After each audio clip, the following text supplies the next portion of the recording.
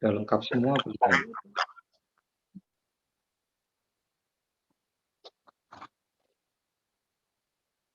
Kita tunggu sampai 35 ya. Nanti Pak Jin tolong buka dalam doa.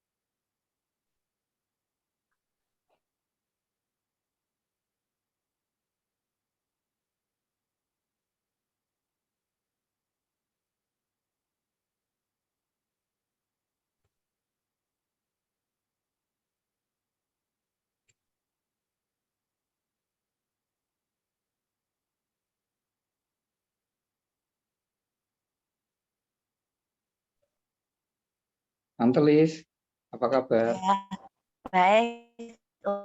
Oh, Pak. Ini di mana ini? Antelis di mana? Kalimantan. Oh, masih di Kalimantan? Ya. Ya, ya. Masih tempat Iwan? Ya, tempat kakak. Oke.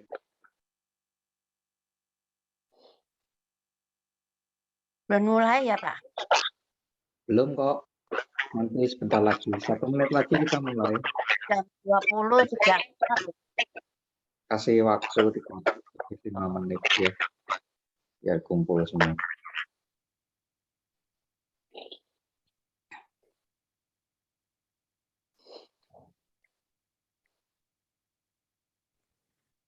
Jadi saya nanti tolong atur mic dari masing-masing ya supaya nggak kecampur-campur suaranya.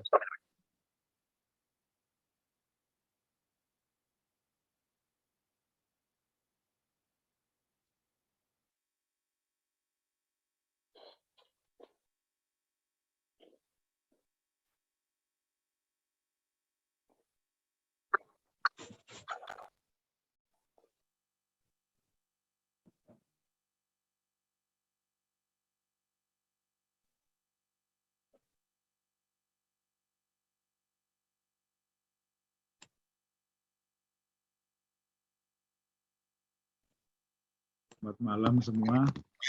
Mari kita akan memulai pengajaran kita pada malam hari ini. Tapi sebelumnya kita mau berdoa bersama-sama. Kami bersyukur dan berterima kasih untuk kesempatan hari ini Tuhan Yesus. Kau berikan kepada setiap kami untuk kami kembali belajar bersama-sama akan firman-Mu. Tuhan tuntun setiap kami Tuhan. Kami mohon hikmat yang daripada Engkau turun atas setiap kami. Sehingga malam hari ini kami boleh mendapatkan sesuatu yang terbaik melalui pengajaran daripada Engkau Tuhan Yesus. Kau memberkati setiap kami. Kami juga berterima kasih untuk Bapak Adi malam hari ini yang akan mengajarkan setiap firman Tuhan pada setiap kami. Supaya semakin hari kami boleh semakin mengerti maksud daripada firman-Mu Bapa. Terima kasih Tuhan Yesus. Kau pimpin setiap kami, Tuhan Yesus. Sekali lagi kami mohon hikmat, marifat, pengetahuan, pengertian daripada Engkau Tuhan turun atas setiap kami. Supaya malam hari ini kami boleh mengerti dan kami boleh tahu apa yang diajarkan pada setiap kami malam hari ini. Terima kasih Tuhan Yesus. Kami serahkan dan kami buka pengajaran melalui Zoom pada malam hari ini. Di dalam nama Tuhan Yesus Kristus, kami berdoa bersyukur kepada-Mu. Haleluya. Amin. Amin. Ya, salam, selamat malam. Shalom. Kayaknya nanti Bu Diana perlu membuat absen khusus pengajaran ya, biar ada di dalam grup supaya kita bisa pantau juga. Iya. Ya, kita akan melanjutkan dari apa yang kita renungkan 2 minggu yang lalu ya. 2 minggu yang lalu kita bicara tentang yang namanya Kejadian pasal 1. Nah, hari ini kita akan selesaikan pembahasan tentang Kejadian pasal 1. Sebentar, saya akan ini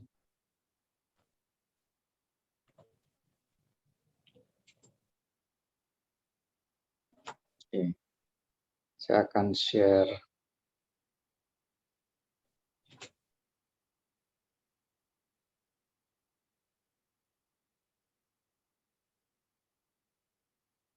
ya.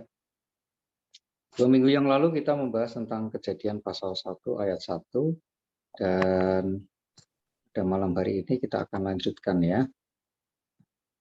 Kita akan selesaikan pasal 1 ini di minggu kedua dari pengajaran sejak dimulainya kemarin.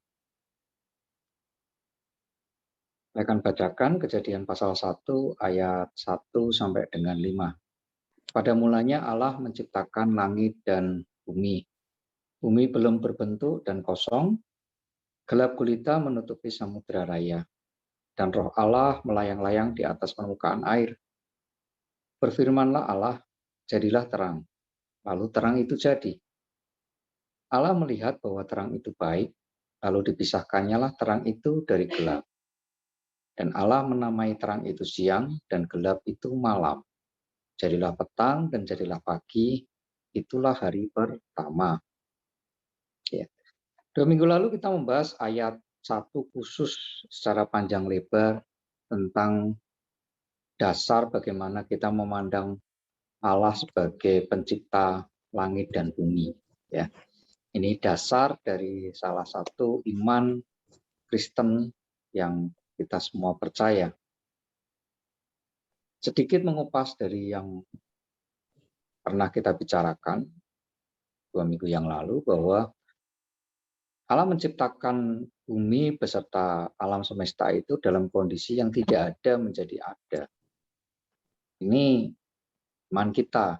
Walaupun banyak sekali teori-teori terkait dengan penciptaan alam semesta, juga penciptaan bumi. Namun teori-teori itu sebetulnya tidak bisa dibuktikan secara ilmiah karena semuanya berasal dari sesuatu yang sudah ada. Jadi teori ledakan, Big Bang teori, teori evolusi, dan sebagainya, semuanya berasal dari sesuatu yang sudah ada. Nah, padahal untuk menciptakan sesuatu itu kan awalnya bagaimana? Allah hanya satu-satunya pribadi yang bisa menjawab sebuah misteri itu, bahwa ada satu yang kita sebut dengan Tuhan yang membuat segala sesuatu dari tidak ada menjadi ada. Kalau manusia itu tidak bisa melakukan itu, manusia itu hanya bisa membuat dari yang ada menjadi sesuatu. Mereka hanya merakit, membuat gitu ya, bukan menciptakan dari yang tidak ada gitu. Kalau kita bicara tentang yang namanya mendoan gitu, itu bukan ciptaan manusia, itu buatan manusia, iya, karena tempe atau kedelai itu ciptaan Tuhan. Namun untuk menjadi mendoan memang manusia bisa mengolah. Jadi yang namanya tempe atau kedelai itu bisa menjadi banyak sekali olahan buatan manusia dan mungkin akan terus berkembang yang kita nggak tahu sampai kemana. Ya, mobil, kereta, tas, segala macam ya apapun yang ada di dunia itu buatan manusia, tetapi bukan mereka yang menciptakan karena semuanya itu berasal dari yang namanya bahan yang diciptakan oleh Tuhan. Nah, dari bumi yang belum berbentuk dan kosong gelap gulita itulah Tuhan pertama kali menciptakan terang dan gelap. Jadi hari yang pertama itu dipisahkannyalah yang namanya terang dan gelap. Dikasih nama, yang namanya terang itu dikasih nama siang, gelap itu dikasih nama malam. Kalau kita merujuk pada hari kata hari yang ada di sini, itu sebetulnya jangan diartikan sebagai hari seperti yang kita kenal saat ini gitu ya. Kalau kita kenal saat ini hari itu 24 jam. Nah, jangan kita berpikir bahwa hari yang dimaksudkan di dalam Alkitab di sini adalah 24 jam sama seperti hari kita. Berarti 7 hari itu Tuhan selesai menciptakan gitu. 6 hari itu Tuhan selesai menciptakan dan hari ke-7 Tuhan istirahat. Hari di sini lebih merujuk kepada suatu masa periode tertentu. Kita sama-sama mengerti dan kita sama-sama memahami bahwa waktunya Tuhan itu berbeda dengan waktunya dunia. Jadi ini hanyalah sebuah pendekatan untuk menceritakan bahwa ada perbedaan masa atau periode waktu tertentu di mana Tuhan itu menciptakan alam semesta termasuk bumi dan segala isinya. Ya, jadi setelah mengerti tentang ayat ini, kita jangan berpikir bahwa alam semesta dan segala isinya itu diciptakan dalam waktu 6 hari, 6 masa periode tertentu. Nah, ada tertulis ahli yang mengatakan bahwa ahli yang mempelajari Alkitab bahwa bumi ini berusia kurang lebih 6.000 tahun. Nah, 6.000 tahun itu merujuk kepada peristiwa-peristiwa yang ada di dalam Alkitab yang kemudian ditarik dalam suatu masa periode tertentu. Kalau kita berpatokan pada ini akan terjadi sebuah perlawanan dari ilmuwan yang pernah menemukan yang namanya fosil gitu ya, dinosaurus atau Pithecanthropus atau manusia purba yang usianya itu jutaan tahun yang lalu atau ribuan tahun yang lalu. Ini nggak ketemu gitu ya.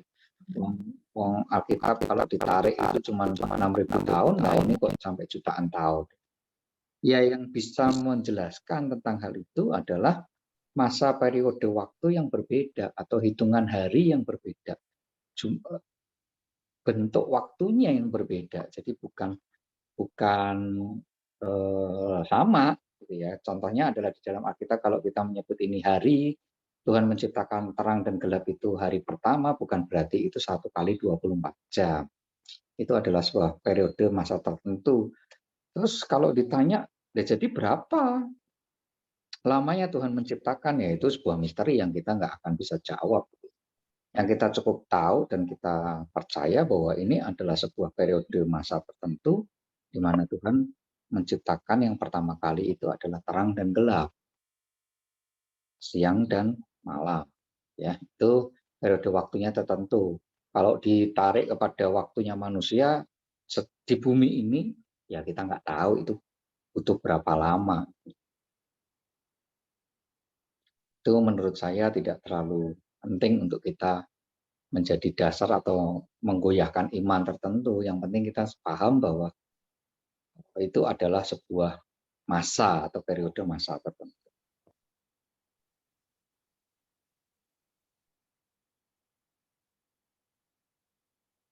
Nah, kita lanjut ke ayatnya yang ke-6 dan sampai dengan ke-8. Berfirmanlah Allah, jadilah cakrawala di tengah segala air untuk memisahkan air dari air. Maka Allah menciptakan cakrawala dan ia memisahkan air yang ada di bawah cakrawala itu dari air yang ada di atasnya. Dan jadilah demikian. Lalu Allah menamai cakrawala itu langit, jadilah petang dan jadilah pagi. Itulah hari kedua. Nah, kita menceritakan bahwa setelah adanya terang dan gelap, Tuhan memisahkan yang namanya cakrawala itu. Kalau kita garis gitu ya, kalau kita melihat sebuah pemandangan yang terbuka lebar di situ seolah-olah menyatu antara langit dengan daratan ya, itu sebetulnya cakrawala. Itu yang beberapa teman-teman mengartikan bahwa itu bumi itu menjadi datar gitu. Ya sulit ya kalau itu menjadi sebuah patokan gitu ya. Karena pada waktu kita ke sana toh bentuknya juga nggak datar gitu. Karena kita lurus juga nggak ketemu garis itu. Itu kan hanya ilusi dari pandangan mata aja. Gitu.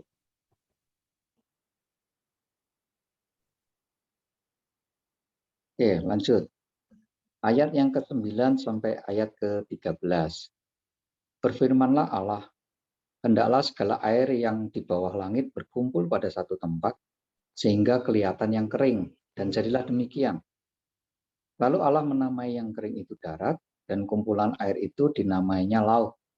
Allah melihat bahwa semuanya itu baik.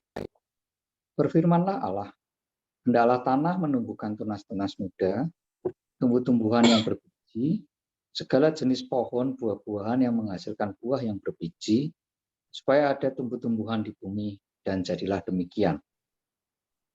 Tanah itu menumbuhkan tunas-tunas muda, segala jenis tumbuh-tumbuhan yang berbiji, dan segala jenis pohon-pohonan yang menghasilkan buah yang berbiji. Allah melihat bahwa semuanya itu baik. Jadilah petang dan jadilah pagi, itulah hari ketiga. Jadi dari perikop ini, sebuah karya penciptaan di hari ketiga, menurut saya kita semua jelas ya. Tidak ada sesuatu hal yang tidak jelas dari perikop ini. Kita akan lanjutkan ke ayat ke-14 sampai 19. Berfirmanlah Allah, jadilah benda-benda penerang pada cakrawala untuk memisahkan siang dari malam. Biarlah benda-benda penerang itu menjadi tanda yang menunjukkan masa-masa yang tetap dan hari-hari dan tahun-tahun. Dan sebagai penerang pada cakrawala, biarlah benda-benda itu menerangi bumi, dan jadilah demikian. Maka Allah menjadikan kedua benda penerang yang besar itu, yakni yang lebih besar untuk menguasai siang, dan yang lebih kecil untuk menguasai malam, dan menjadikan juga bintang-bintang. Allah menaruh semuanya itu di cakrawala untuk menerangi bumi, dan untuk menguasai siang dan malam, dan untuk memisahkan terang dari gelap. Allah melihat bahwa semuanya itu baik. Jadilah petang dan jadilah pagi, itulah hari keempat. Jadi di hari keempat ini Tuhan menciptakan benda-benda penerang yang ada di langit gitu ya. Nah ini isinya, gitu. Isi dari alam semesta. Lanjut di ayatnya yang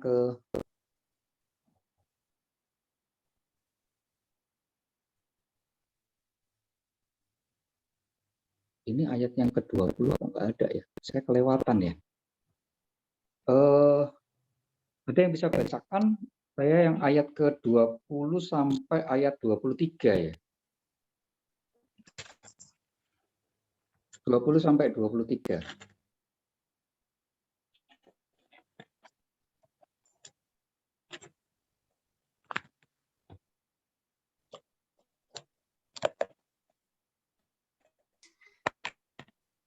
Mas Eko bisa bacakan? Kejadian 1 ayat 20 sampai 23 ya Pak. Ya. Berfirmanlah Allah, hendaklah dalam air berkeriapan makhluk yang hidup, dan hendaklah burung berterbangan di atas bumi melintasi cakrawala. Maka Allah menciptakan binatang-binatang laut yang besar dan segala jenis makhluk hidup yang bergerak, yang berkeriapan dalam air, dan segala jenis burung yang bersayap. Allah melihat bahwa semuanya itu baik. Lalu Allah memberkati semuanya itu, firman-Nya. Berkembang biaklah dan bertambah banyaklah, serta penuhilah air dalam laut, dan hendaklah burung-burung di bumi bertambah banyak. Jadilah petang dan jadilah pagi. Itulah hari kelima. Oke, hari kelima Tuhan menciptakan makhluk-makhluk, binatang-binatang yang ada di air. Nah, sekarang kita lanjutkan ke ayat yang ke-24 sampai ke-27. Berfirmanlah Allah, hendaklah bumi mengeluarkan segala jenis makhluk yang hidup, ternak dan binatang melata dan segala jenis binatang liar, dan jadilah demikian. Allah menjadikan segala jenis binatang liar dan segala jenis ternak dan segala jenis binatang melata di muka bumi. Allah melihat bahwa semuanya itu baik. Berfirmanlah Allah, baiklah kita menjadikan manusia menurut gambar dan rupa kita, supaya mereka berkuasa atas ikan-ikan di laut dan burung-burung di udara, dan atas ternak dan atas seluruh bumi dan atas segala binatang melata yang merayap di bumi. Maka Allah menciptakan manusia itu menurut gambarnya, menurut gambar Allah diciptakannya dia. Laki-laki dan perempuan diciptakannya mereka. Nah, ini yang mau kita bahas lebih jelas gitu ya. Kalau dari penciptaan 1 sampai dengan hari pertama sampai dengan hari kelima, itu semuanya secara kontekstual kita bisa langsung memahami apa rencana Allah di dalam penciptaan.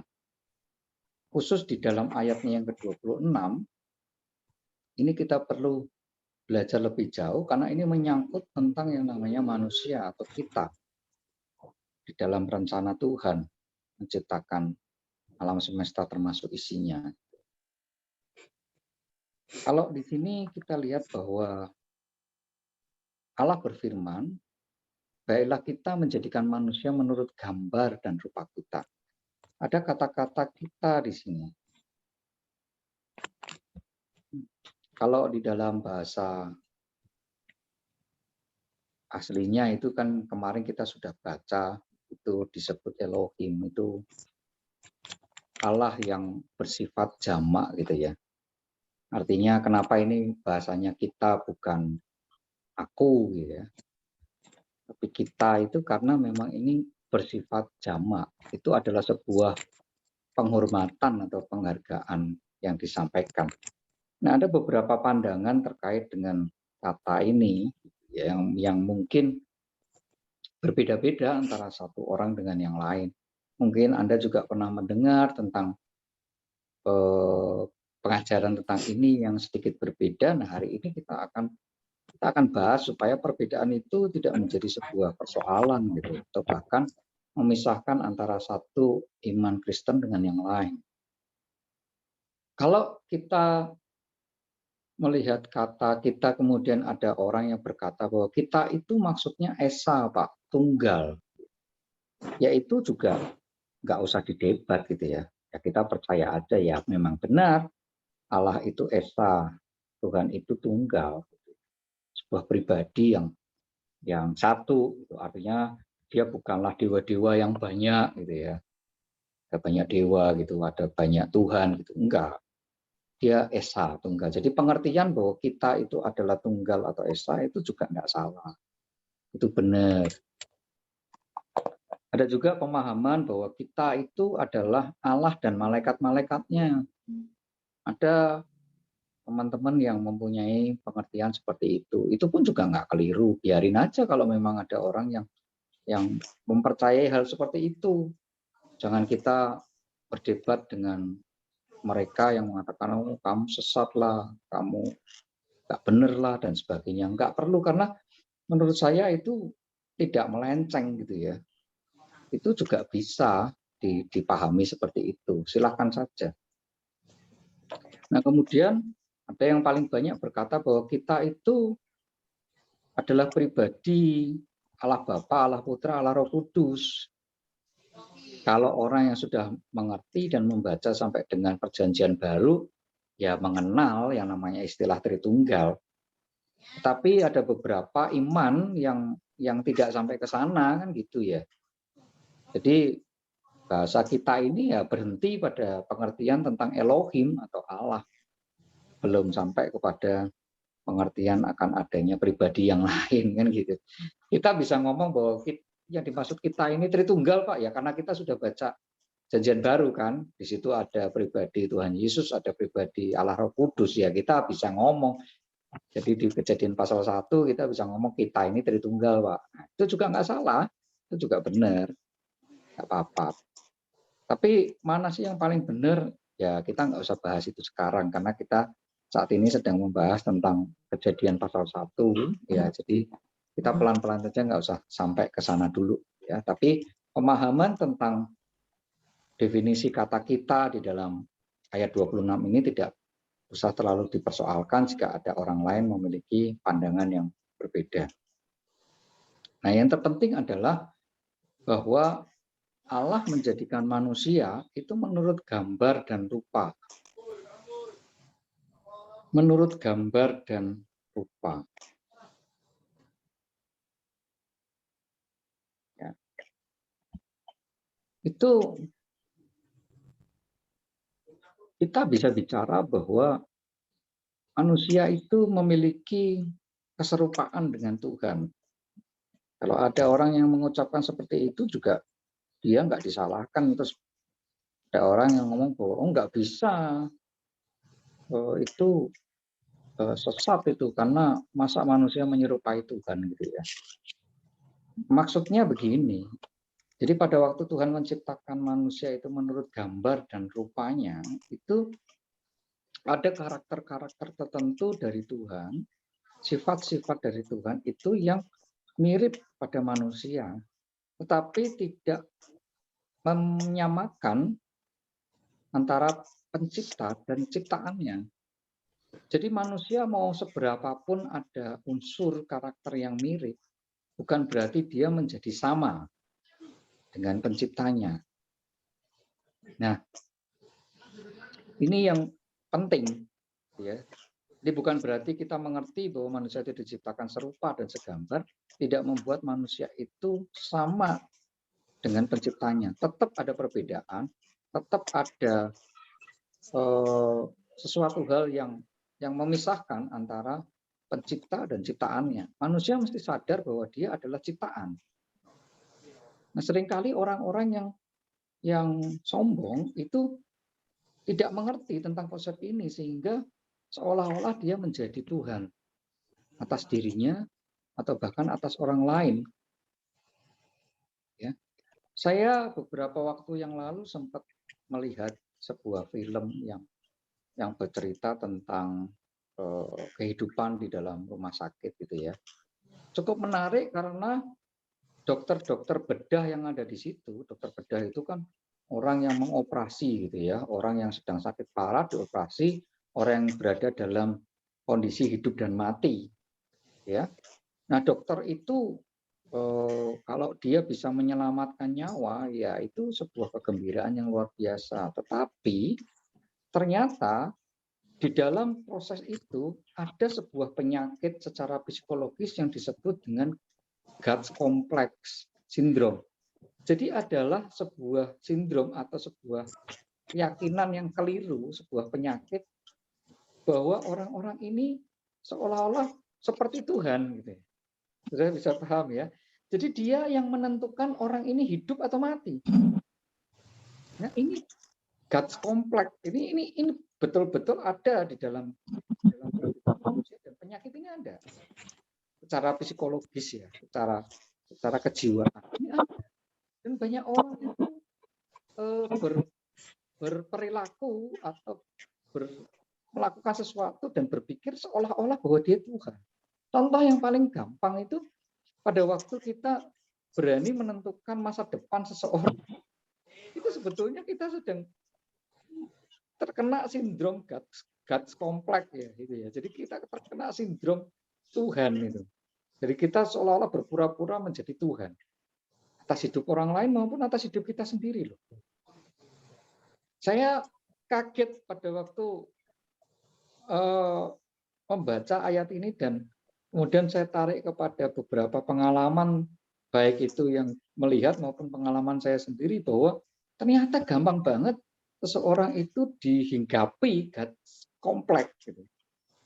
Karena memang dia diciptakan serupa dengan Tuhan, gambar dan rupanya. Tetapi ingat loh, yang namanya gambar ya dengan aslinya ya lukisan atau dengan aslinya lukisan yang namanya lukisan piring dengan piring aslinya itu kan beda ya. Tambah beda lagi begini, orang yang piring dengan orang yang menciptakan piring itu kan berbeda. Atau lukisan sebuah wajah atau lukisan seseorang, antara lukisan seseorang yang walaupun mirip banget gitu ya, dengan orangnya itu kan berbeda. Tapi seringkali kita terjangkiti penyakit ini. Profesi lain yang banyak terkena sindrom ini adalah rohaniwan, pendeta salah satunya. Itu juga sama, bisa terkena sindrom ini loh. Seolah-olah mengerti tentang masa depan seseorang. Atau bisa mempengaruhi bahwa seseorang itu, nah ini juga God's Complex gitu ya. Contohnya adalah seseorang, oh kamu nanti masuk surga, oh kamu nanti masuk neraka. Itu God's Complex Syndrome loh itu. Karena keputusan itu adalah keputusan Tuhan, bukan keputusan kita kan gitu. Seseorang yang dikatakan berdosa atau tidak berdosa, memang tanda-tandanya jelas. Tetapi ingat ya, yang memutuskan itu adalah Tuhan. Dan kita nggak boleh jadi hakim atas sesama kita. Itu God's komplek ya. Dari zaman dahulu juga orang-orang yang terjangkiti sindrom ini. Ya.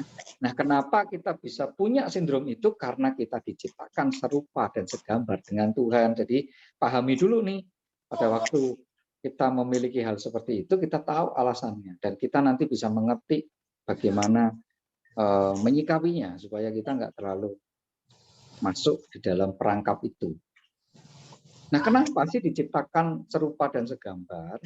Tujuannya Tuhan cuma satu, bahwa dari semua ciptaannya itu tidak ada satupun ciptaan yang diberikan kuasa untuk segala ciptaan yang ada di bumi. Jadi berkuasa atas ikan-ikan, burung-burung, ternak, seluruh bumi dan atas segala binatang yang merayap dan sebagainya, dan semua yang ada di situ. Jadi cuma manusia saja yang diberikan kuasa.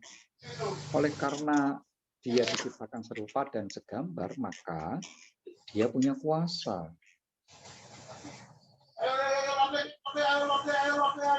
Ya, tolong background suara-suaranya ditertibkan.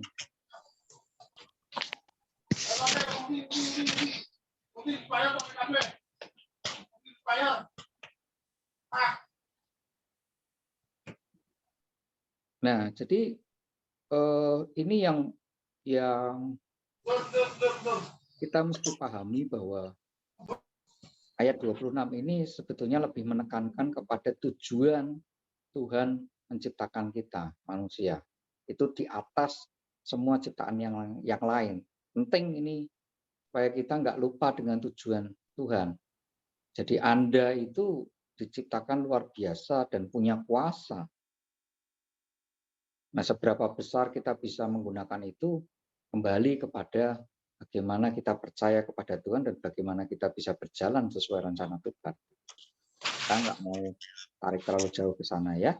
Nah, ayat yang ke-27, maka Allah menciptakan manusia itu menurut gambarnya, menurut gambar Allah diciptakannya dia, laki-laki dan perempuan diciptakannya mereka. Menurut gambar Allah, menurut gambar Tuhan, itu laki-laki dan perempuan diciptakan setara. Wow. Tidak ada pembedaan. Ya. Jadi sistem penilaian manusia saja yang membedakan itu. Tetapi fungsinya berbeda. Namun di mata Tuhan, laki-laki dan perempuan itu sama atau setara.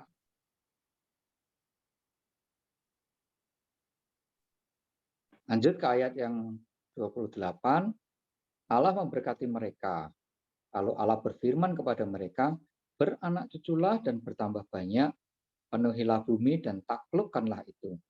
Berkuasalah atas ikan-ikan di laut dan burung-burung di udara, dan atas segala binatang yang merayap di bumi. Berfirmanlah Allah, lihatlah, aku memberikan kepadamu segala tumbuh-tumbuhan yang berbiji di seluruh bumi, dan segala pohon-pohonan yang buahnya berbiji. Itulah akan menjadi makananmu. Tetapi kepada segala binatang di bumi dan segala burung di udara dan segala yang merayap di bumi, yang bernyawa, kuberikan segala tumbuh-tumbuhan hijau menjadi makanannya, dan jadilah demikian. Maka Allah melihat segala yang dijadikannya itu sungguh amat baik, jadilah petang dan jadilah pagi, itulah hari ke-6. Nah, di dalam perikop ini ada dua hal yang Tuhan ingin sampaikan. Yang pertama adalah penuhilah bumi dan taklukkannya itu.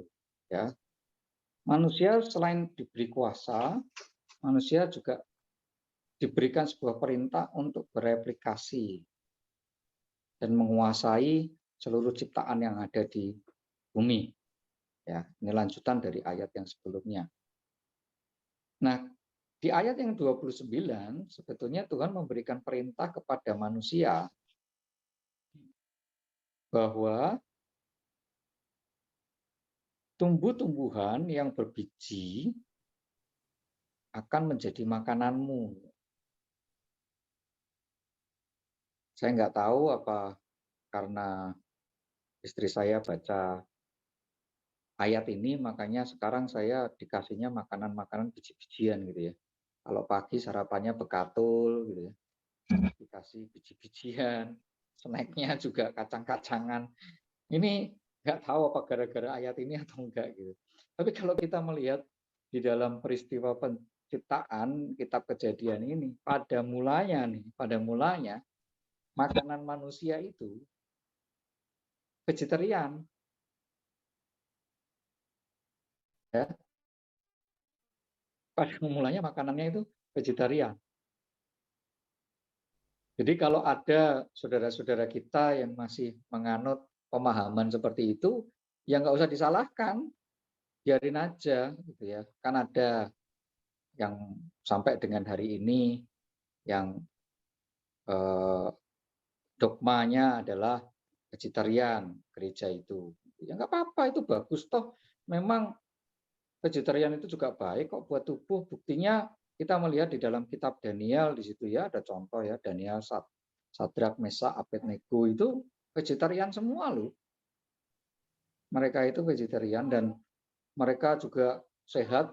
Alkitab catat itu di dalam tulisan bahwa mereka tidak lebih jelek daripada orang yang makan daging gitu ya. Kalau kita melihat pada ayat yang ke-29 ini,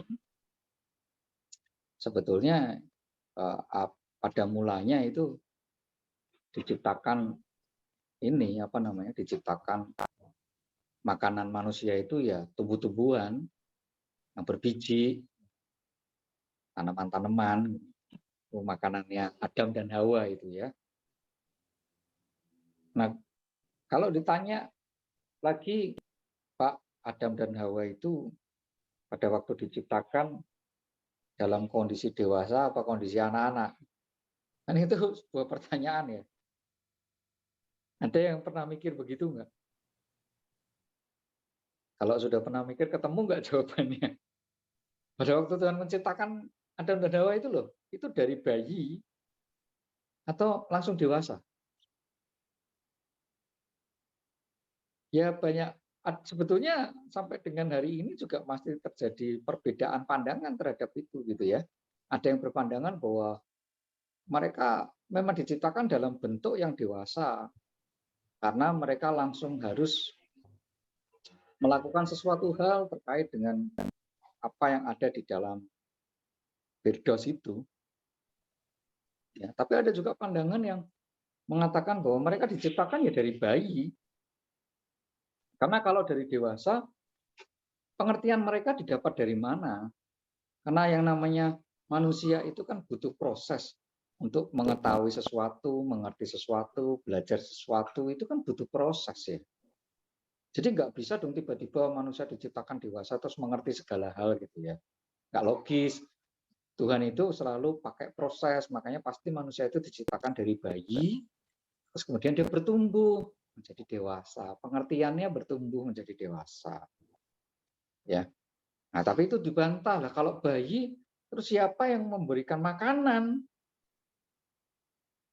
Adam dan Hawa pada waktu mereka bayi, ya dijawab juga gitu bahwa kalau Tuhan bisa menciptakan manusia ya nggak susah buat dia memelihara manusia dari bayi menjadi dewasa. Nah, kalau ini menjadi sebuah perdebatan ya menurut saya nggak penting gitu ya, karena ini tidak ada kaitannya dengan iman Kristen. Jadi saudara nggak usah ada hal tertentu yang kita tidak perlu persoalkan. Tapi ada hal tertentu yang kita harus berpegang pada prinsip, ya. Jadi kalau saya tidak bicara bahwa ini adalah prinsip, maka sebetulnya pandangan apapun bisa diterima. Ya. Jadi di dalam Kejadian pasal 1 ini yang paling prinsip adalah Allah menciptakan langit dan bumi, itu titik. Karena Allah ini pencipta, itu prinsip tuh.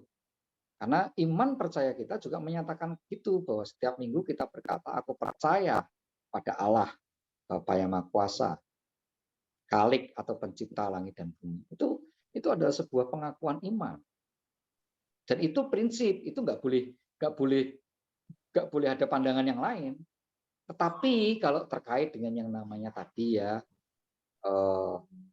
pandangan tahun berapa tahun bumi ini sudah berdiri dari awal diciptakan sampai sekarang, itu menurut saya nggak prinsip deh.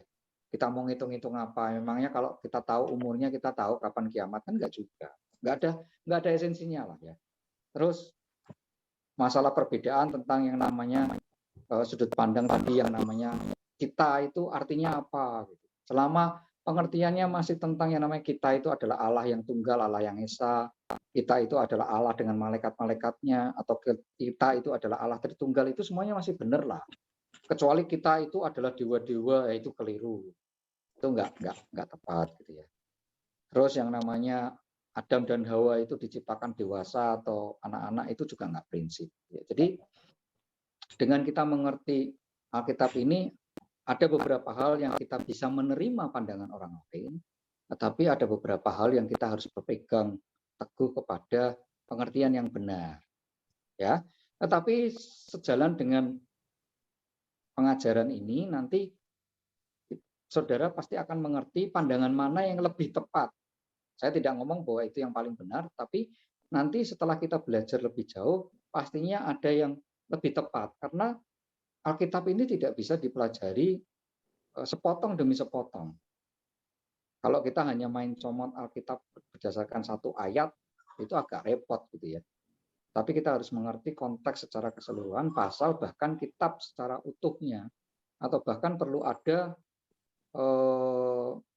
ayat-ayat pendamping dari kitab-kitab yang lain yang mendukung tentang itu. Jadi nggak bisa langsung main asal comot terus kita cocok-cocokkan dengan pengertian kita sendiri. Itu kan banyak banget yang seperti itu ya. Jadi Anda nanti setelah mengerti, ya jangan melakukan itu. Ya. Nggak usah ikut-ikutan seperti itu. Ayat yang ke-30, tetapi kepada segala binatang di bumi dan segala burung di udara dan segala yang merayap di bumi yang bernyawa, kuberikan segala tumbuh-tumbuhan hijau menjadi makanannya. Jadi tumbuh-tumbuhan ini juga untuk menjadi makanan dari binatang yang ada di bumi dan ada di udara, dan segala yang merayap di bumi. Ayat 31, ayat terakhir, maka Allah melihat segala yang dijadikannya itu sungguh amat baik, jadilah petang dan jadilah pagi, itulah hari ke-6. Jadi tidak ada ciptaan yang lebih baik daripada ciptaan Allah di dalam kitab Kejadian yang dimulai dari hari pertama sampai dengan hari ke-6. Sungguh amat baik itu adalah sebuah pernyataan bahwa ini adalah karya yang sempurna, karya yang memang ditujukan untuk kesempurnaan dan tidak ada hal yang buruk di dalamnya. Jadi Allah pun menyatakan dan mengakui bahwa ciptaan dari mulai hari pertama sampai dan ke-6 termasuk manusia itu adalah ciptaan yang sempurna. Tidak ada sesuatu hal yang kurang di dalam. Ya, sampai kepada nanti manusia jatuh ke dalam dosa. Itu pelajaran kita nanti 2 minggu lagi. Nah, manusia itu memiliki sifat karakter yang mirip dengan Allah. Salah satunya adalah kehendak bebas. Jadi walaupun Tuhan itu memberikan atau menciptakan manusia sesuai dengan rupa dan gambar dan punya tujuan, ya, kalau tadi kita baca bahwa tujuan Tuhan menciptakan manusia itu adalah untuk berkuasa atas ikan-ikan di laut dan burung-burung di udara. Walaupun tujuannya itu, tetapi sebetulnya Tuhan tidak mengatur secara detail atas yang namanya takdir manusia atau ending manusia itu. Jadi karena manusia itu diciptakan serupa dengan gambar dan rupa, maka salah satu sifatnya adalah kehendak bebas. Jadi manusia itu boleh melakukan sesuatu yang menurut dia pandang baik. Nah, ini yang celaka. Jadi walaupun manusia itu diciptakan serupa dan segambar, tapi manusia itu diberikan kehendak bebas. Bukan bahwa semuanya harus didikte sama Tuhan ya. Enggak. Jadi tidak ada sebuah pengertian yang namanya Tuhan sudah memilih orang-orang yang diselamatkan dan yang tidak diselamatkan. Enggak. Tuhan menciptakan manusia semuanya baik. Jadi Tuhan tidak pernah menetapkan ending dari manusia. Tuhan hanya memberikan kuasa, Tuhan menciptakan manusia serupa dan segambar, dan diberikan kehendak bebas. Buktinya apa? Buktinya adalah setiap manusia boleh memilih, sama seperti saudara. Pada malam hari ini, boleh memilih untuk ikut di dalam pengajaran Zoom, atau saudara menonton TV. Jangan bilang bahwa ini adalah kehendak Tuhan. Dan saya hanya mengikuti. Anda kan bukan robot. Buktinya kita bisa memilih kok. Jadi walaupun kita semua itu diselamatkan, tetapi kita memiliki kehendak bebas untuk mengikuti Dia atau tidak. Itu yang menjadi persoalan dan masalah manusia di sepanjang Alkitab, Kejadian sampai Wahyu. Diciptakan baik, sempurna, serupa dan segambar, tetapi karena serupa dan segambar itu, manusia mempunyai salah satu karakter seperti Tuhan, yaitu kehendak bebas. Boleh melakukan apa saja. Nah, ini yang celaka. Ini yang membuat manusia bisa tidak selamat, yang awalnya selamat. Itulah yang menyebabkan yang awalnya Tuhan menciptakan baik, Adam dan Hawa di Firdaus, dan kemudian berakhir dengan Adam dan Hawa keluar dari Firdaus. Apakah Tuhan memang sengaja membuat supaya manusia itu keluar dari Firdaus? Ya enggak lah. Tidak ada sebuah konsep, sebuah pemahaman bahwa memang itu semua sudah diatur oleh Tuhan. Tidak loh.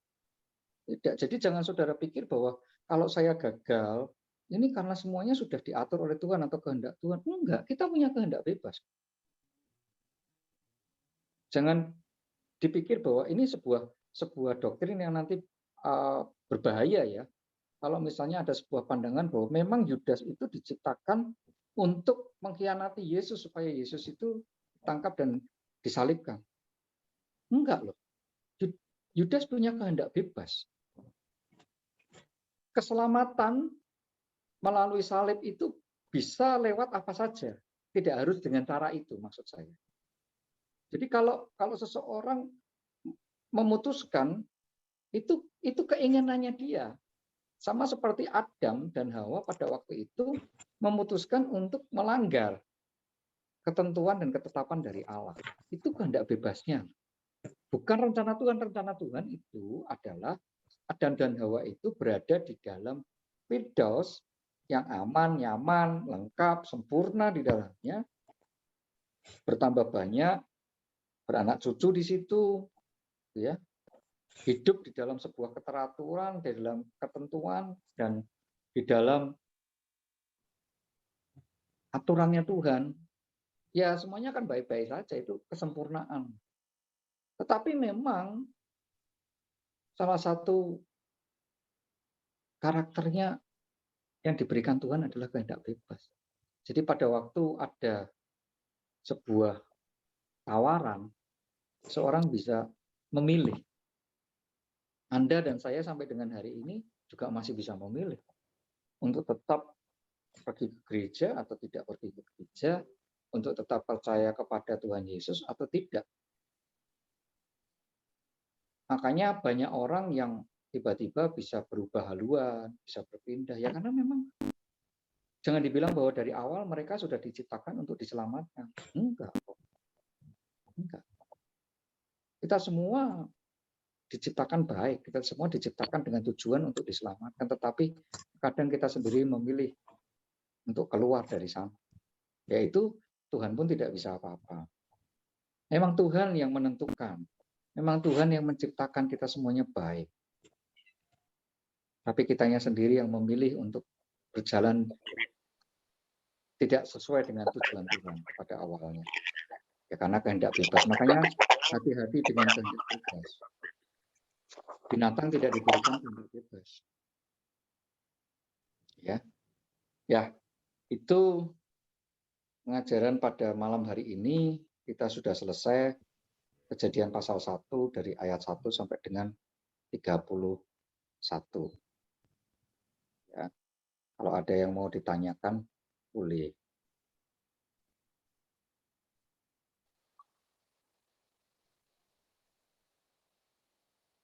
bertanya sedikit, Pak.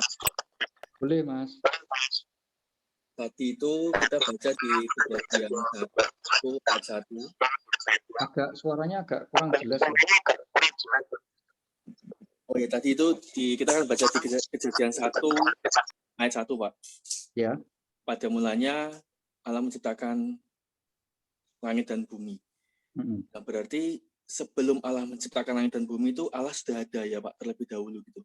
Oh iya, dia kan Alfa dan Omega. Betul. Nah, ada nggak, Pak, tafsiran atau buku yang mencatat bahwa Allah itu berasal dari mana, atau Allah itu memang menciptakan dirinya sendiri sehingga Allah itu ada, atau gimana, Pak? Enggak ada, karena Allah itu awal dan akhir, maka tidak ada yang sebelum Allah dan tidak ada akhir setelah Allah gitu ya. Jadi dia tidak diciptakan dan dia adalah awal, nggak ada sebelumnya. Jadi dia bukan hasil atau karya dari ciptaan, dia pencipta.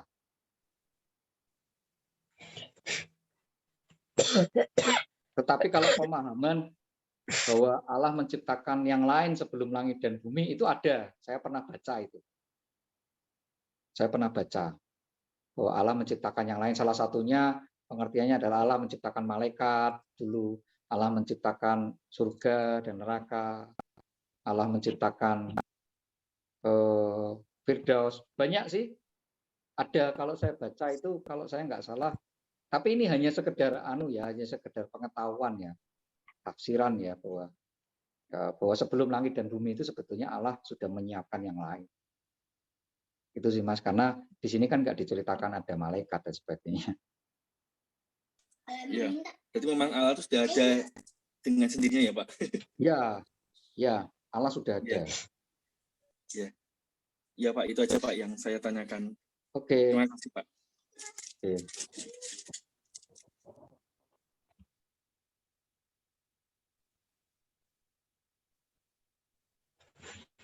Ada yang lain?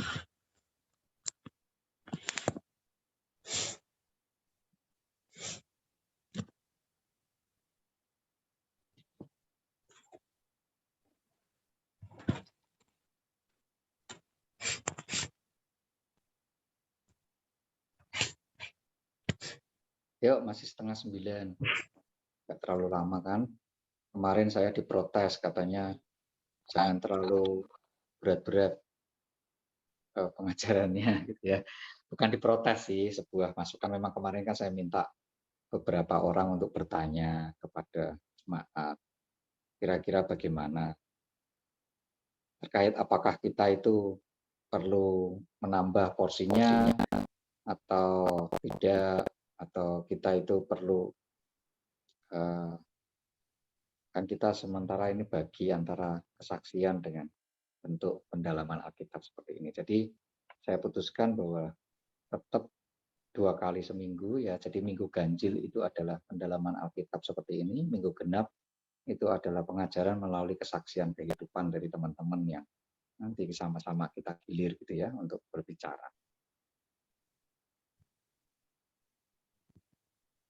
Nah, kita akan belajar pelan-pelan supaya nggak kelewatan gitu ya, nggak usah buru-buru. Ya, ayat 1 kita sudah selesaikan.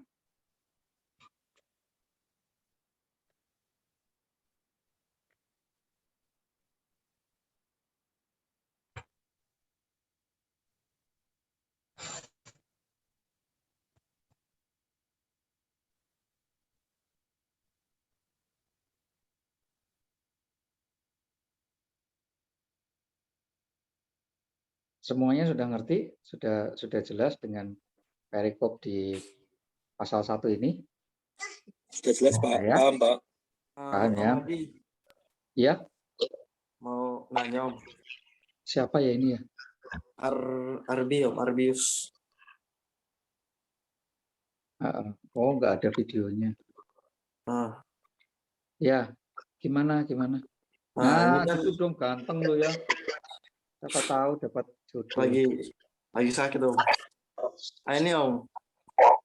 Kan tadi manusia itu kan diciptakan punya kehendak bebas kan. Ya. dengan bebas untuk memilih. Nah, secara ini manusia tuh diciptakan Tuhan tuh punya tujuan masing-masing nggak secara individu. Kan punya kebebasan untuk memilih. Terus Tuhan menciptakan kita secara individu itu tuh ada tujuannya nggak? Maksudnya ada ditentukan nggak tujuan gitu? Ya itu Om. Sudah. Serius. Ya udah itu aja. Sudah. Pertanyaannya bagus loh. Ini bagus ini. Ya. Karena ini sebetulnya pertanyaan dari pendalaman apakah sebetulnya takdir itu sudah ditentukan oleh Tuhan atau enggak kan gitu. Ya. Banyak orang percaya tentang itu soalnya. Ya bahwa ya saya ini gagal, saya ini berhasil, saya ini apapun itu semua sudah takdir Tuhan gitu ya. Satu sisi ada benarnya, satu sisi ya banyak salahnya. Kita harus mengerti pemahaman yang benar dulu bahwa secara umum, secara garis besar seperti yang tertulis di dalam Alkitab, kitab Kejadian bahwa Tuhan memiliki tujuan pada setiap manusia yaitu untuk berkuasa di atas langit dan bumi. Itu tujuan Tuhan secara umum ya. Artinya semua manusia diciptakan punya kuasa itu. Itu kita harus pahami dulu bahwa kita semua ciptaan Tuhan itu memiliki kuasa. Nah, yang kedua, ada tujuan umum lagi yang kedua adalah kalau kita lihat di sini ciptaan Tuhan itu dan termasuk Adam dan Hawa itu nanti kalau kita lanjut membaca di pasal-pasal selanjutnya, saya sampai pada satu kesimpulan, ini karena ditanyakan jadi lebih awal aja nggak apa-apa ya. Saya sampai pada satu kesimpulan bahwa tujuan umum yang kedua manusia itu adalah untuk memuliakan nama Tuhan selama dia ada di bumi. Ya. Ini tujuan umum yang kedua nih. Jadi kalau kita memiliki sebuah cita-cita atau tujuan geser dari ini, Anda sudah keliru pasti. Ya, tapi kalau Anda masih berada di dalam dua koridor ini itu masih benar. Ya, apa yang kita lakukan, apa yang sedang kita bangun, apa yang kita sedang rintis itu ada unsur ini. Anda masih sejalan dengan tujuan Tuhan. Nah, yang ketiga, ini tujuan spesifik, tujuan khusus. Nah, ini biasanya dimengerti, dipahami oleh seseorang atau orang yang terdekat dengan dia atau gembalanya atau dia sendiri. Ya. Tujuan khusus ini biasanya diketahui dari talenta yang Tuhan berikan di dalam hidupnya. Jadi tidak mungkin ada tujuan Tuhan yang berbeda dengan apa yang kita punya. Karena Tuhan itu selalu berkonsep bahwa apa yang ada padamu itu loh. Jadi pasti tujuan Tuhan di dalam hidup kita secara spesifik itu ada hubungannya dengan talenta yang kita punya. Nah, talenta yang kita punya itu ditujukan untuk kita berkuasa di bumi ini. Ya, artinya kita perlu mengolah talenta kita itu supaya kita bisa menguasai bumi ini sesuai dengan talenta kita. Dan yang kedua, dengan talenta yang kita punya, kita bisa memuliakan nama Tuhan melalui perbuatan kita atau hasil dari karya kita. Itu tujuannya, Alfius. Ya Om, terjawab Om. Berarti, terjawab ya. Mudah-mudahan ya, bisa segera mencari nih apa sih tujuan saya hidup. Itu penting banget. Kalau dalam usia kamu sudah menemukan ini, wah luar biasa loh. Ya. Tapi ciri-cirinya ya cuma 3 itu sih. Sederhana kok. Ya. Ya, terima kasih Om. Ya, sama-sama.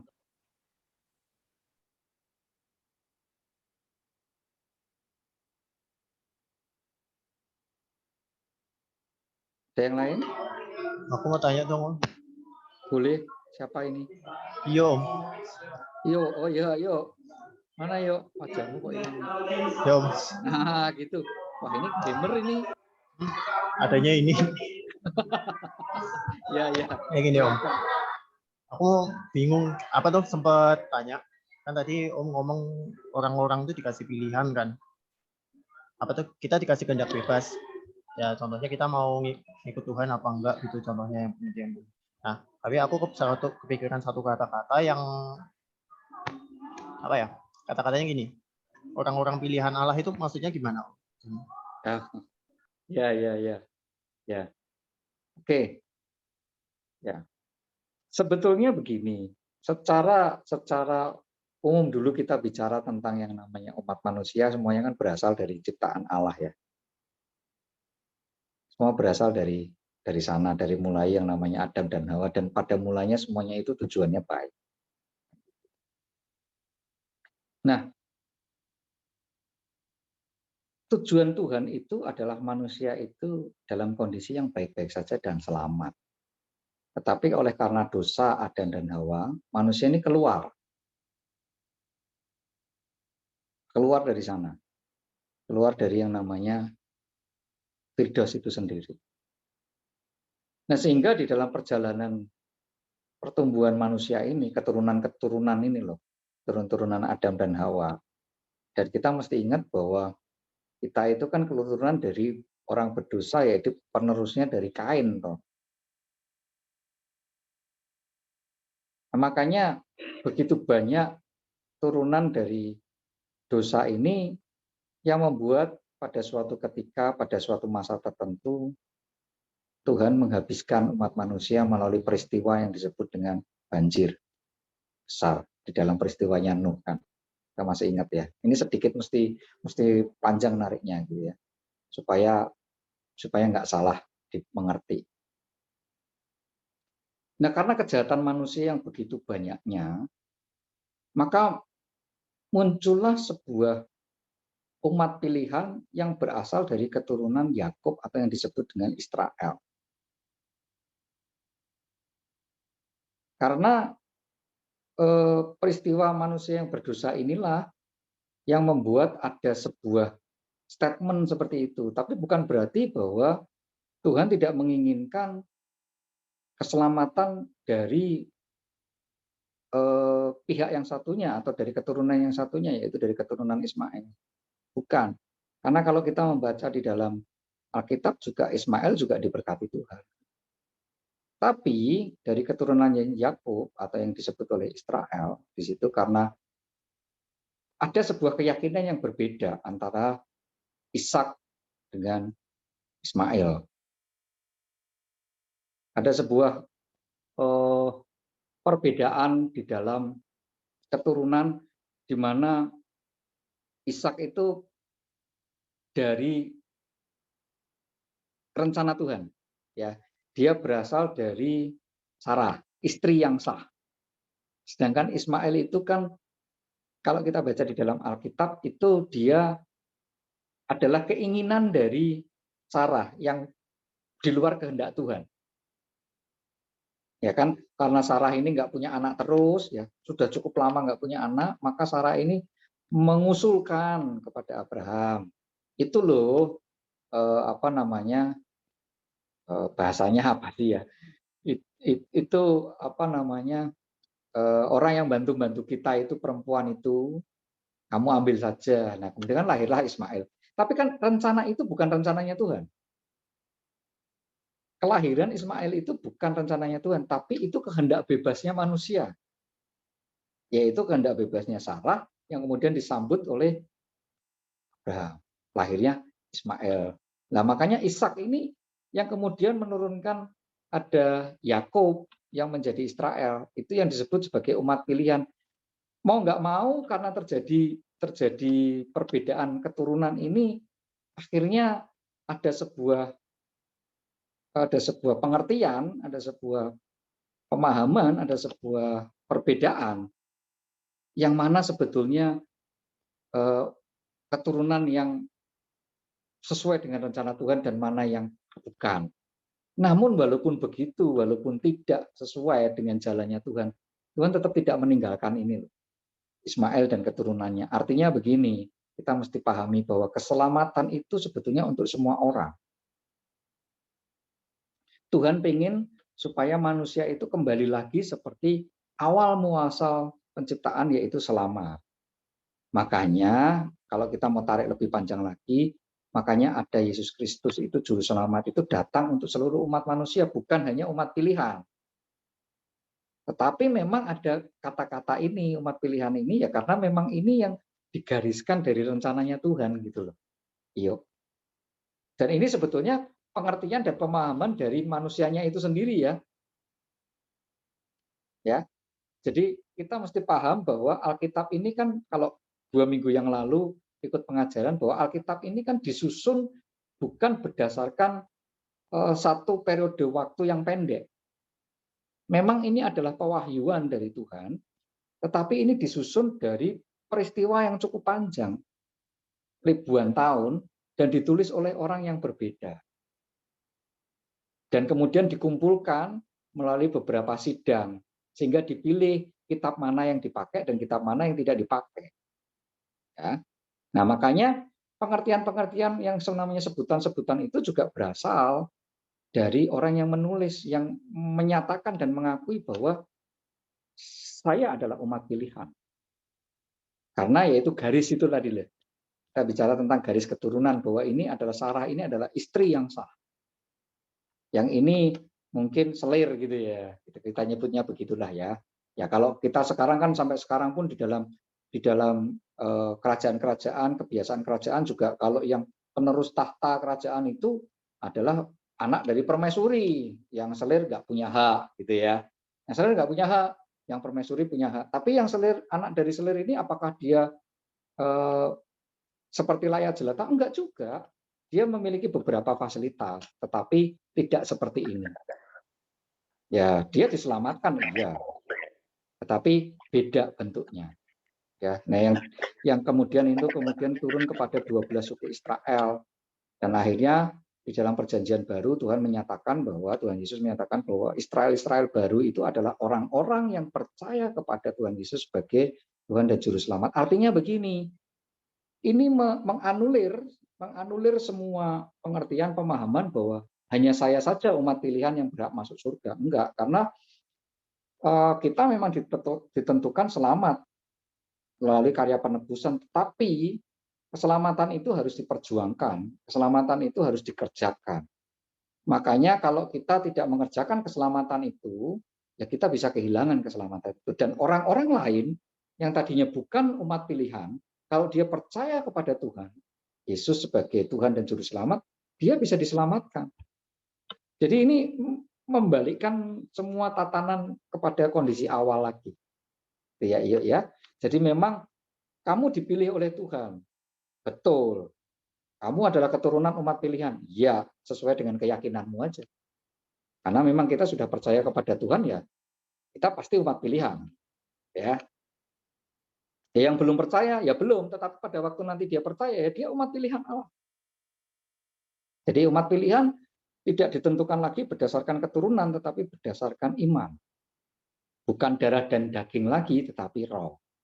Nah, kalau dalam zaman dulu di perjanjian lama, memang dari keturunan yang disebut umat pilihan itu ya keturunan Yakub atau yang disebut Israel itu, dari bapaknya Ishak. Bisa dimengerti? Yuk. Berarti ini kita bisa kita yang menentukan sendiri kita mau jadi umat pilihan Allah atau bukan? Iya dong, itu pilihan kamu, itu kehendak bebasmu. Tapi kamu sudah dilahirkan menjadi umat pilihan. Buktinya apa? Karena kamu sudah percaya Yesus sebagai Tuhan dan Juru Selamat. Bahkan orang tuamu pun sudah menetapkan kamu di sana. Benar nggak? Ya kan? Nah, itu yang disebut dengan umat pilihan. Ya kamu sebetulnya dalam tanda kutip ya, kalau kita boleh ngomong sebetulnya 50% atau mungkin 70% kamu sudah dipilih kok. Sama seperti saya, pada waktu saya lahir, saya sudah dibaptis. Ya, jadi saya sudah dipilih duluan. Tetapi kalau ada orang-orang yang di tengah dewasa baru dipilih, ya itu juga umat pilihan. Ya nggak keliru juga. Jadi, tapi ingat bahwa walaupun kecil kita sudah dibaptis, seolah-olah kita nggak punya pilihan, pada waktu besar kita tetap punya pilihan. Nggak usah gitu. Seorang pendeta ada yang berakhir ateis kok. Bukunya ada tulis banyak. Artinya bahwa sampai kita mati, kita punya pilihan. Memang kita dipilih, ya. Tapi kita tetap punya pilihan.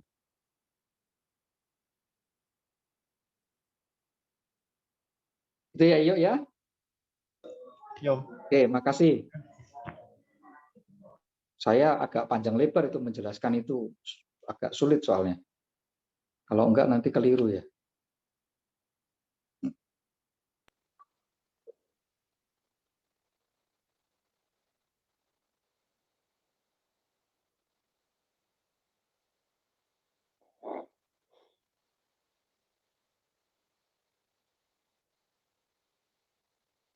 Semoga semua sehat-sehat ya. Jaga kondisi ini, virusnya mulai banyak lagi. Kalau sakit segera minum vitamin, istirahat. Ya, banyak yang sakit. Tapi kalau minum vitamin cepat kok, 3 hari biasanya sembuh. Atau obat flu aja, sedia obat flu, sembuh. Kalau parah, tambahin antibiotik, nggak apa-apa. Karena kalau imunnya rendah, nanti gampang virusnya masuk. Oke, masih ada yang lain? Saya Kalau Pak, Pak. Oh iya, Cek. Kamu katanya sakit, Cek. Udah sembuh? Ya, ya lumayan Pak. Puji Tuhan. Pak, Oke, Cek. ya sebenarnya kan bagi Allah itu dalam menciptakan bumi dan isinya itu 1 hari aja bisa ya Pak. Tapi kok di sini diperlukan 6 hari untuk menciptakan itu semua Pak. Ya itu tadi, makanya saya sampaikan bahwa ini bukan bicara 6 hari gitu ya. Kalau 6 hari itu kan nanti bayangan kita kayak 6 hari kayak kita gitu ya.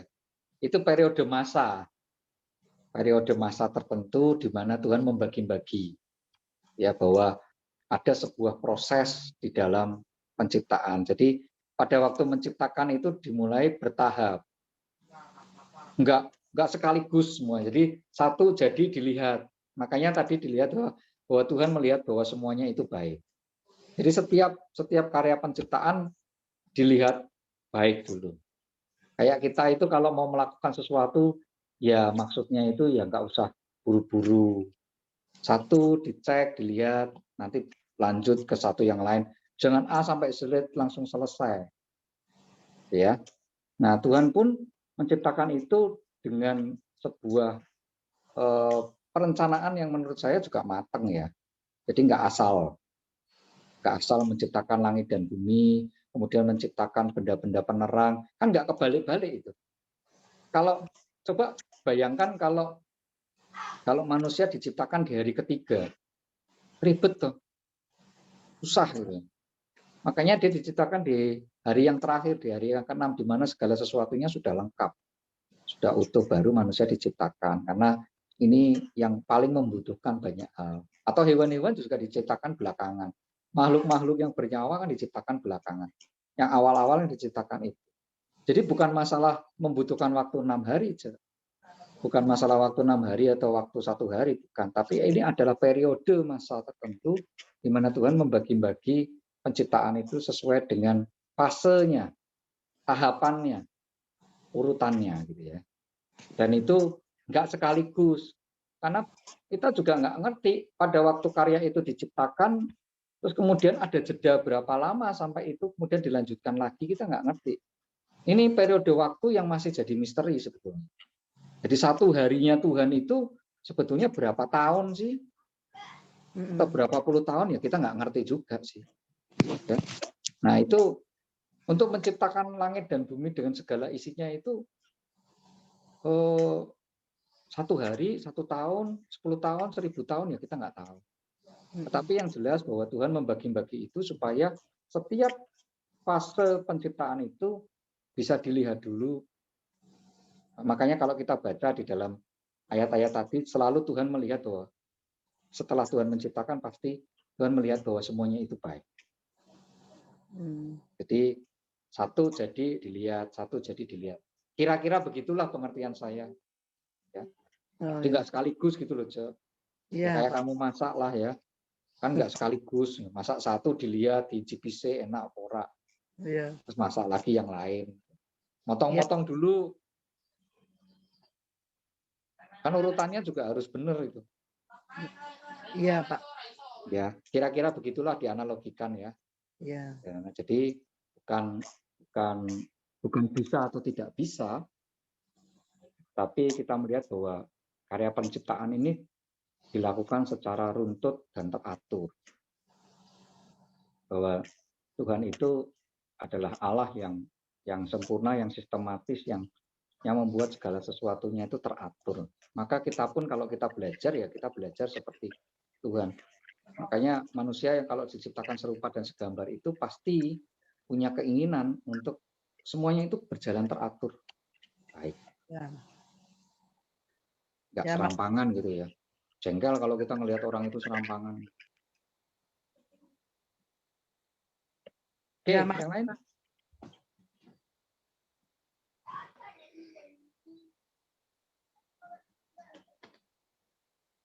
Ya, kalau sudah tidak ada, Daniel tolong tutup sebelum nanti kita ngobrol untuk tamah-tamah ya.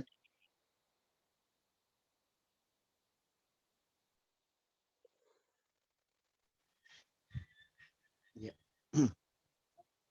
Mari kita satukan hati dalam doa. Bapak, kami sungguh mengucap syukur Tuhan saat malam hari ini. Terima kasih untuk pengajaran yang sungguh luar biasa tentang karya penciptaan-Mu di dalam kehidupan kami Tuhan. Terutama di dalam setiap pribadi kami masing-masing, Kau mempunyai tujuan yang khusus atas setiap kami Tuhan. Dan biarlah setiap kami memiliki kehendak bebas yang sesuai dengan kehendak-Mu ya Bapak. Tidak melenceng dari apa yang tujuan awal kehidupan kami Tuhan. Terima kasih Bapak, terima kasih untuk hamba-Mu Bapak Pendeta Adi Andrianto Tuhan, yang boleh memberikan penjelasan yang secara gamblang Tuhan, bagaimana tempat ciptaan-Mu terhadap setiap kami ya Bapak. Kami sungguh bersyukur Tuhan, terima kasih untuk malam hari ini. Kau memberkati setiap kami, anak-anak-Mu yang mengikuti acara Zoom malam hari ini Tuhan, memberikan kesehatan, kekuatan, sukacita yang baru, pengharapan yang baru, dan damai sejahtera yang baru yang senantiasa ada dalam setiap kami Tuhan. Terima kasih Bapak, terima kasih Roh Kudus. Kami mau tutup ibadah Zoom malam hari ini. Hanya di dalam nama Tuhan kami Yesus Kristus kami berdoa dan menaikkan ucapan syukur kami. Amin.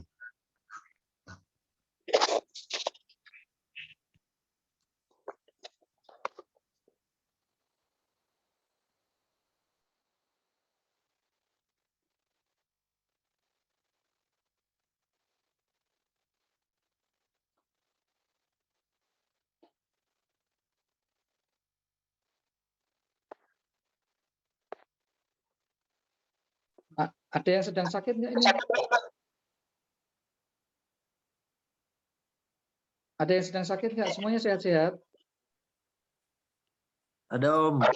Puji Tuhan, Puji sehat Tuhan, Pak. kalau nggak ada, kalau ada yang sakit nanti biar didoakan. Gimana? Papa Om. Papa? Pak Kenapa Jim. papamu? Tadi pagi subuh badannya greges, tapi ini tadi sih kata udah enakan, cuman masih tidur gitu. Oh ya. Ya nanti saya bawa dalam doa. Terima kasih.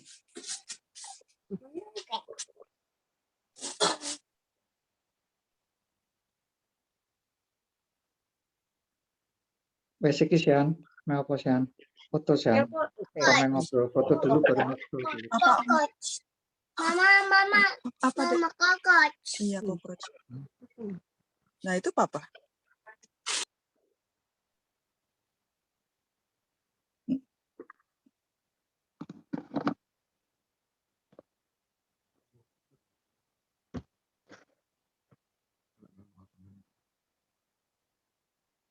Kameranya yang belum dibuka, minta tolong dibuka.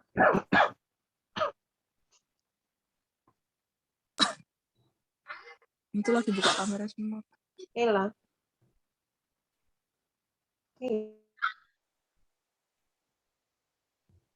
Nah.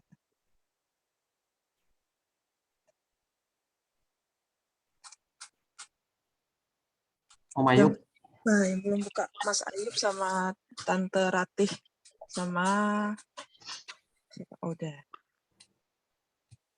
Mita kemana yuk? lagi ikut pemuritannya Bu Esther, Om. Oh ya, sip. Mantap. Bagus lah. Apa-apa gitu. Kalau asal jangan ikut ini aja, arisan di sebelah apa-apa. Bud sudah sehat, Bud? Nelly yang belum, Pak, ini, Pak. Nelly nopo? Masih batuk-batuk. Badannya gimana? Masih demam nggak? Oh, sudah enggak sih. Cuman Oh, masih iya. batuknya aja. Nggak apa-apa. Ya wes, nanti akan bareng sama Pak Jim sekalian. Iya, Pak. Ayo, San, wes, San.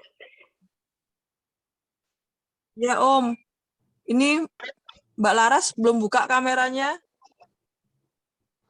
Tinggal aja lah. Oh tinggal. Ini Tante Rate. Ya, oke ya. Kok gitu? Nah itu Mbak Laras buka. Oh iya, itu udah buka tuh. Yang Nengsi kameranya minta tolong udah belum?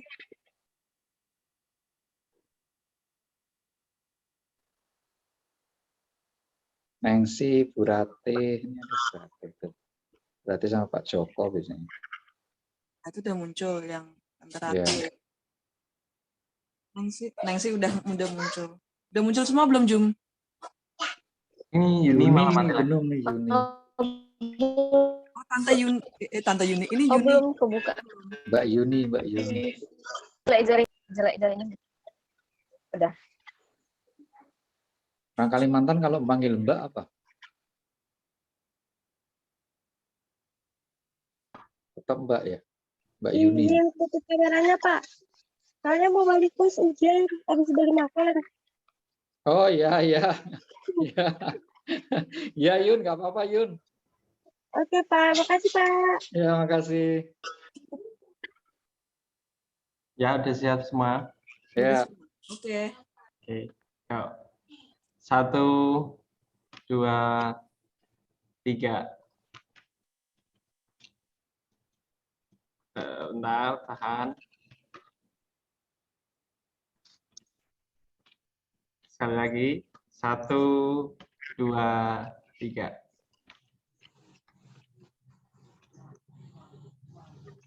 Ya, oke, sip. Udah. Ya, terima kasih. Silakan kalau mau ngobrol-ngobrol.